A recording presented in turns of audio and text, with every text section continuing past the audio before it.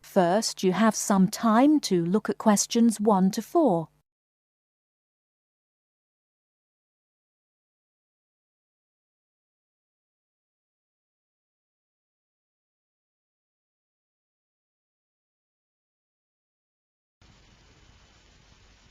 Right, everyone, my name is Kathy Smith. I'd like to give you a brief introduction about the library system. Every good student should learn how to use the library. If you have to do a research project, the library is the place to go to for information. Libraries contain books and periodicals, magazines and newspapers on many different subjects. To find the information you need, you must know how to use the library. All libraries are organised in much the same way. Every library houses a collection of books. Many libraries also have periodicals, films and records. All the books in a library can be classified under 2 main categories, fiction and non-fiction. Books of fiction contain stories that were made up by the author. Books of non-fiction contain factual material. When doing research, you use non-fiction books because you are looking for factual information. All the fictional books in a library are grouped in one section. They are arranged alphabetically by the last name of the author. Many libraries also label the spines of all books of fiction with the letters FIC or F. All libraries have a system for organising and classifying non-fiction books. The most widely used system is the Dewey Decimal System. It was designed by an American librarian named Melvin Dewey. It is called a decimal system because it divides all non-fiction books into 10 major categories. These are further divided into subdivisions. Before you hear the rest of the conversation, you have some time to look at questions 5 to 10.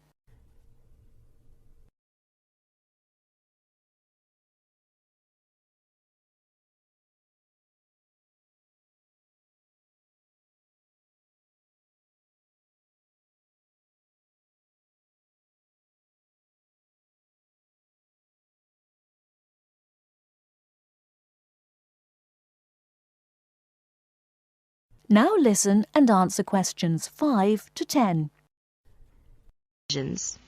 For example, all science books are numbered from 500 through 599. Each different field of science has a number within the 500 category. For example, astronomy is 520 and chemistry is 540. The Dewey Decimal System provides a category for every type of non-fiction book. The best way to locate a book in the library is to use the card catalogue. The card catalogue is an index of all the books in the library. Information about a book is listed on cards. All the cards are filed alphabetically and stored in drawers in large cabinets. The card catalogue can help you locate a particular book, a book on a certain subject, or a book by a particular author. In the card catalogue, each book has 3 cards, an author card, a title card, and a subject card. The author card is alphabetized under the author's name. The title card is filed alphabetically according to the title of the book. The subject card is filed alphabetically under the name of the subject of the book. In many university libraries, they use their own Biblitus cataloguing system or the microfiche system. Both of them list publications under author and title, and both are very easy to use. Now let us see the reference books. We all know that reference books make up an important part of a library's non-fiction books collection.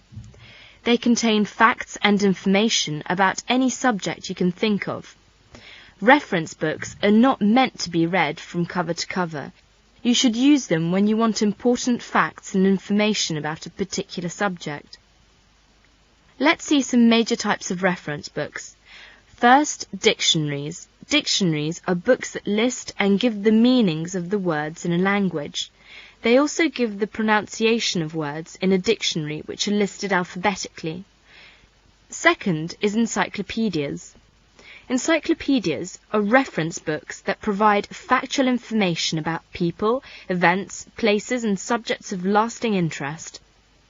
Each article is written by a specialist on the topic being discussed. An encyclopedia usually consists of a number of books arranged in a set. The volumes are arranged in alphabetical order according to the topic of each article. Letters are stamped on the spine of each volume to indicate the alphabetical rang of the topics in each volume. For instance, if you wanted to find information about the moon, you would look in volume 8 of the encyclopedia pictured here. Next is atlases. An atlas is a book of maps.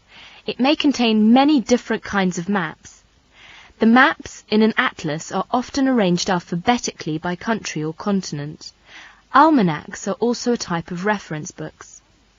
An almanac is a book that contains recent statistics and summaries of information on a wide variety of topics. It is published annually. Information is listed alphabetically by subject. Indexes are alphabetical lists of names, titles and subjects that tell where information about each can be found in other publications. For example, the Reader's Guide to Periodical Literature can help you find magazine articles that have been published about a particular subject. It will give you the names of publications that have carried articles about the subject, the dates and volume numbers of the particular issue in which the articles appeared. You should be aware that reference books may not be taken out of the library under any circumstances. They are used only in the library. That is the end of part 1. You now have half a minute to check your answers.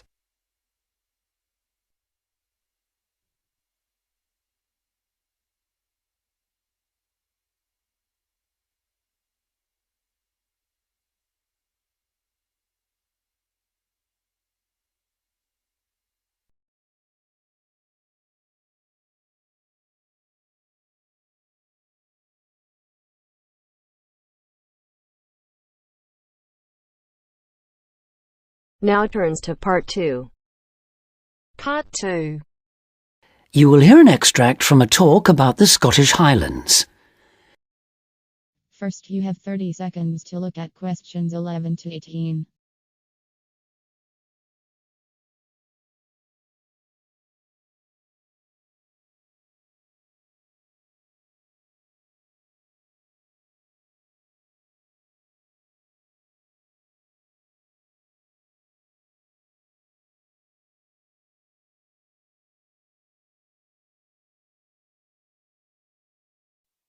Today I have with me Moira Mackenzie, the author of several books in a well-known series of travel guides, and she'll be talking about what is probably the most fascinating wildlife area in Europe, the Scottish Highlands.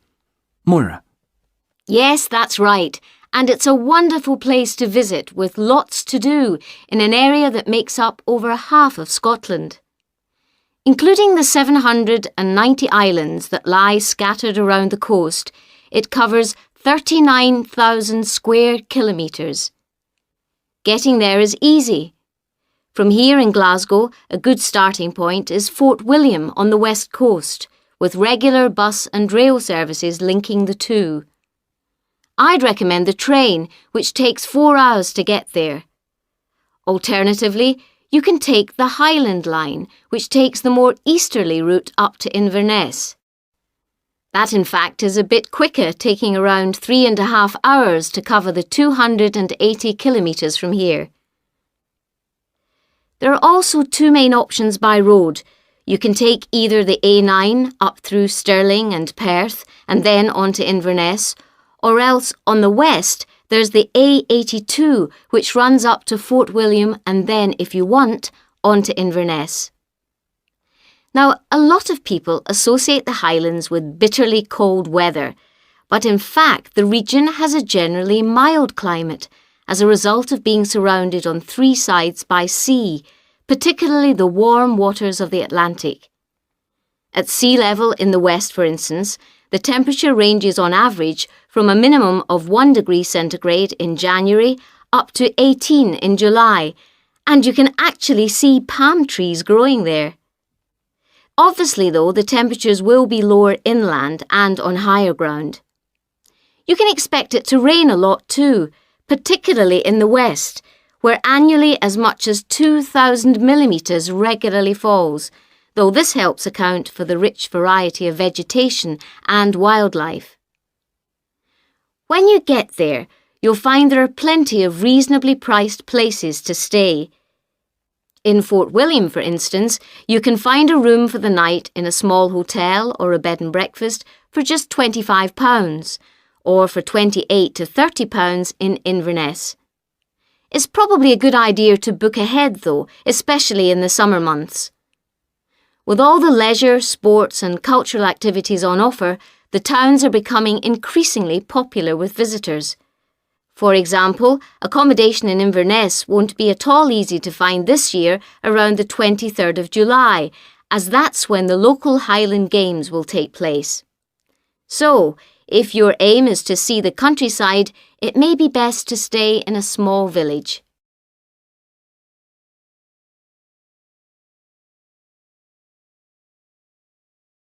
Now you have some time to look at questions 19 and 20.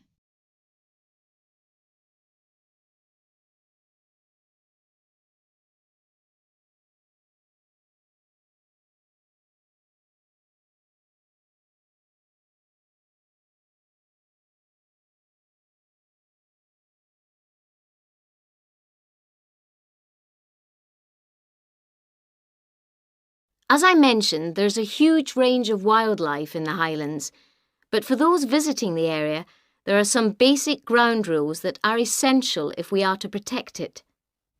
Firstly, you should make every effort not to disturb birds and animals, and one way of doing this is to blend in with your surroundings, for instance by avoiding brightly coloured garments such as orange anoraks.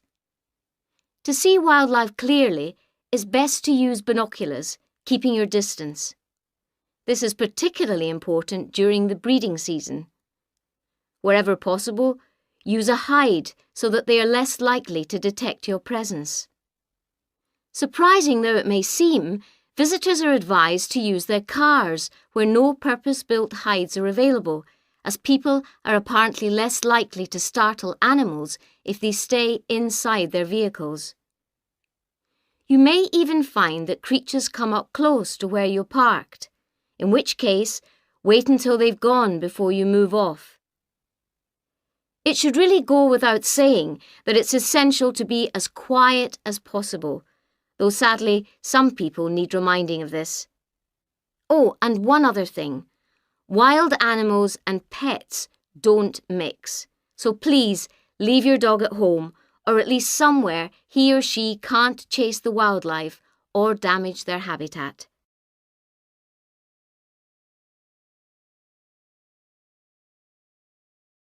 That is the end of part 2. You now have half a minute to check your answers.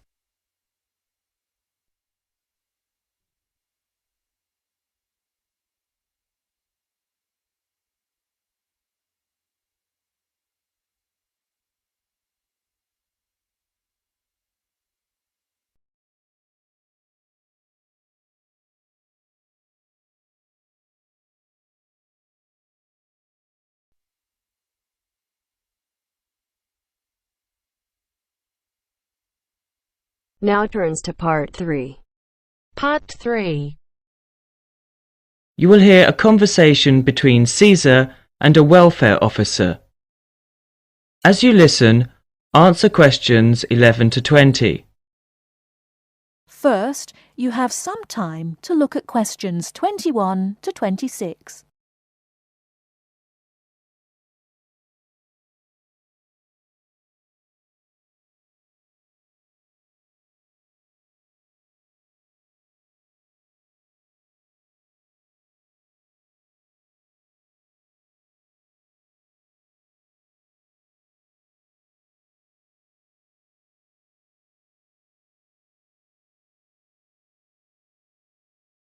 Now listen carefully and answer questions 21 to 26. Good afternoon. My name's Cesar Bautisto. Hello, I'm Wendy, one of the welfare officers. Can I help you? Yes, I have to move out of my accommodation in 2 weeks, and I can't find anywhere else to live. Okay, I'll need to know some details about your current situation. I'm an overseas student from the Philippines. The college gave me a temporary room for 1 month. I can't find anywhere else, and I have no money. Have you told the college about your position, or asked them to let you stay longer in your accommodation? No, not yet. I didn't think that would be possible. Well, we can contact the accommodation service on your behalf to see if they'll let you stay a little longer, until you can find an alternative. Thank you. But I'm not sure that I can find another place, as they all ask for money before moving in, and I don't have any. Yes, it is usual in this country for landlords to ask for up to a month's rent in advance. Don't you have any money at all? Hardly any. I'm waiting for my grant cheque to be sent from the Philippines at the moment.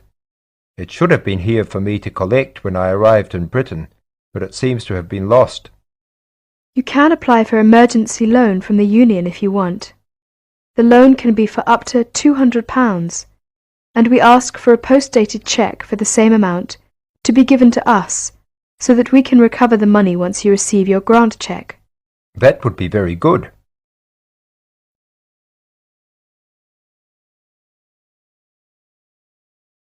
Before you hear the rest of the talk, you have some time to look at questions 27 to 30.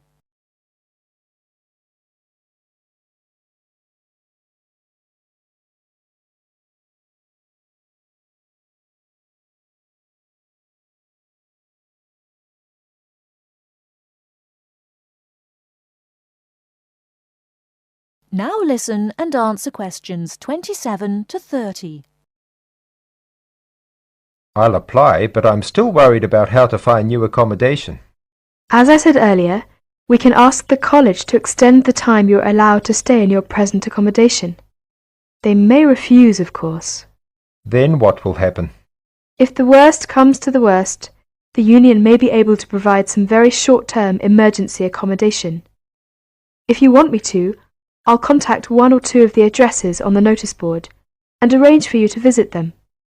But what if they ask me for the rent in advance? I only have £90 left, and I need that for food and books. It'll be all right. By the time they actually need the money, we'll have your emergency loan ready. Just fill in this application form and write me a cheque for £200, please, payable to the student union.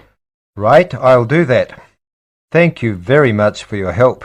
I'm feeling more optimistic now.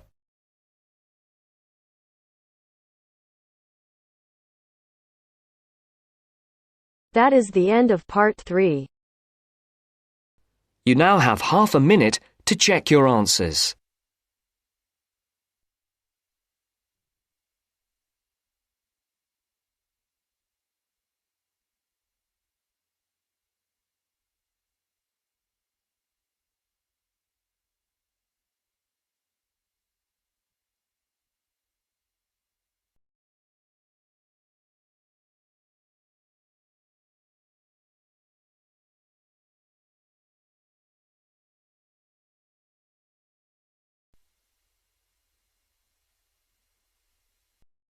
Now turns to part 4.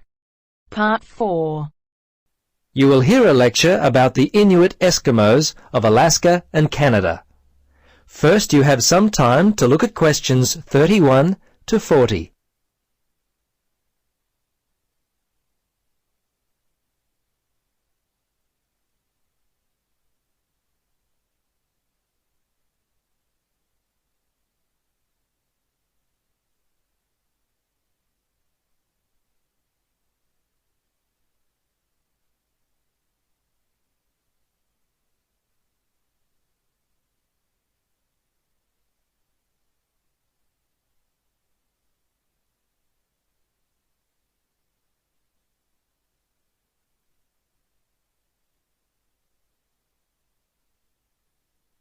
Now listen and answer questions 31 to 40.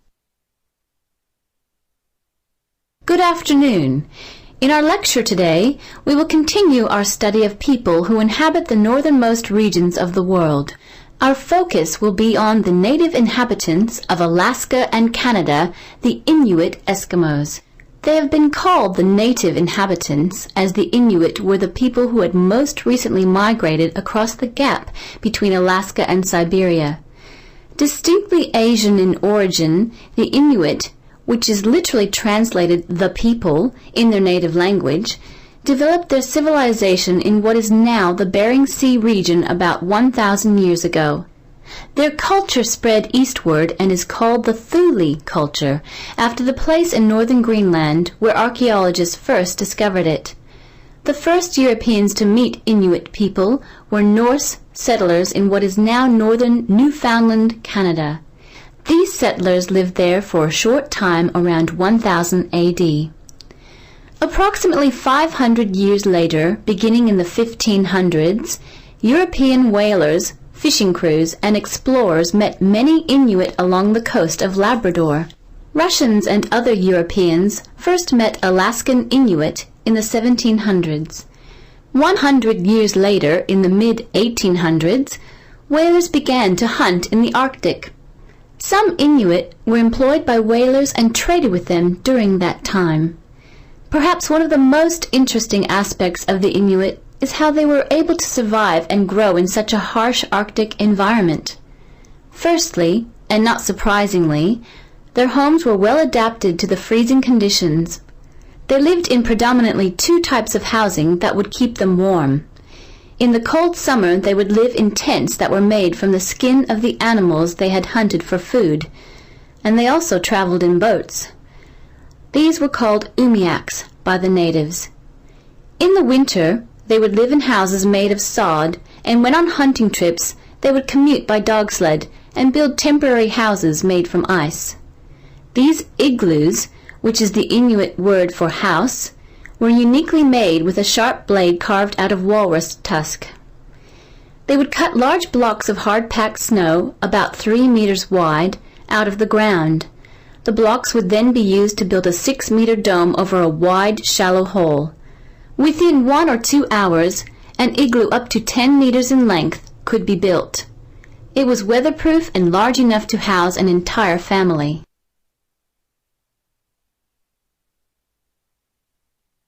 Very early in their history, they managed to develop the technology to hunt the huge bowhead whale, which was the staple food source for them at that time. They also hunted walruses and seals. On land, they hunted polar bears, moose, and various other game. The harsh environment in which they lived meant that a steady supply of food was often difficult to come by. Therefore, the Inuit were a people constantly on the move, looking for food, which meant that their dwellings had to be easily built and easily dismantled.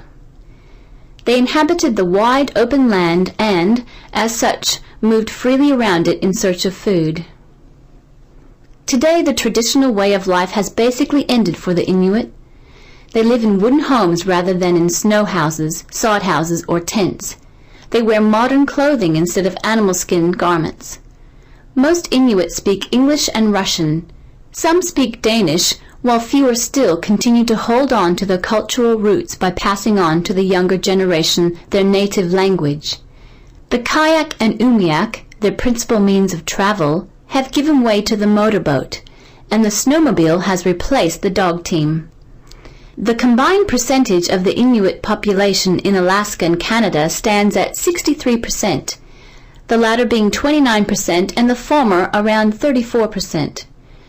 Some Alaskan Inuit live in towns and cities, but the majority live in small settlements and hunt and fish for most of their food. Most of those in Canada live in towns and housing provided by. That is the end of part 4. You now have half a minute to check your answers.